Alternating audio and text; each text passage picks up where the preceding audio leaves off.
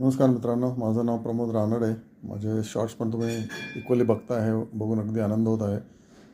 आजचा व्हिडिओ केला की टिपिकली काश्मीरमध्ये काय परिस्थिती आहे. काश्मीरमध्ये सध्या प्रचंड कॅन्सलेशन होत आहेत, त्यामुळे डिमांड संपलेली आहे आणि सप्लाय जो आहे तो तसाच आहे. ओके, ॲडिशनल सप्लाय पण येत असावा based on the demand, earlier demand. पण आता तो ॲडिशनल सप्लाय पण काही उपयोगाचा नाही. एअरलाईनची भाडे निम्मी झाली आहेत, हॉटेल्स ओस पडले आहेत. तर finally what it is supply and demand in the market. त्या बेसिसवर कंपन्यांच्या पण शेअर्सची प्राईस अवलंबून असते. सध्या डिमांड शून्य आहे बिकॉज ऑफ वॉर मॉंगरिंग किंवा पॉसिबल वॉर. त्याच्यामुळे मार्केटमध्ये जे शेअर्सचे भाव आहेत ते पडलेलेच राहणार आहेत. शेवटी बॉटम लाईन काय, सप्लाय अँड डिमांड, त्या बेसिसवर शेअर्सचे भाव खाली असतात किंवा अजून पडतात किंवा अजून वरती जातात.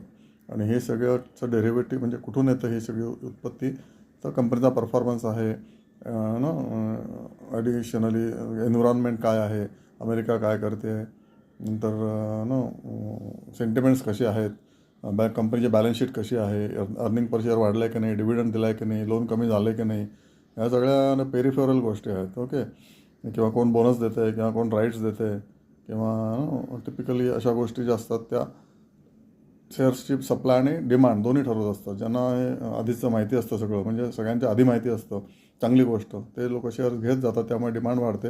ज्या लोकांना वाईट बातमी आधी माहिती असते ते लोक शेअर विकतात, त्यामुळे पण डिमांड कमी होत जाते आणि सप्लाय वाढतो, right, because they are selling. So finally it is a game of supply and demand for the share market also.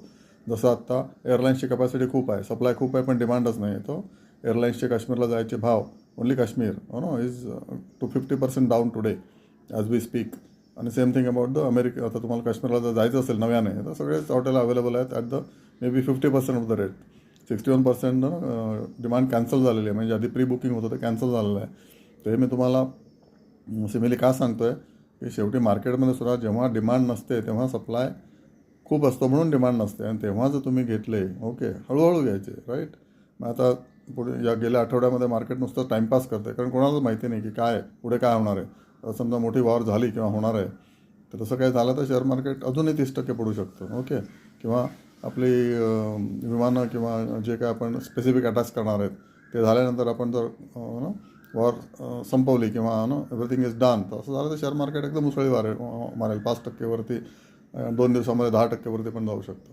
So bottom line is supply and demand. तुम्ही मार्केटमध्ये सुद्धा जाता, मटार स्वस्त झाला की दर इज हे ample supply, there is no demand. Okay, किंवा कांदा स्वस्त झाला, सेम थिंग की ample supply, there is no demand, किंवा डिमांड खूप आहे, कांदा 200 रुपये किलो झाला, राईट. होप तुम्हाला कळलं आहे आणि तुमच्या मनी इम्प्रिंट झालं आहे. Thank you so much.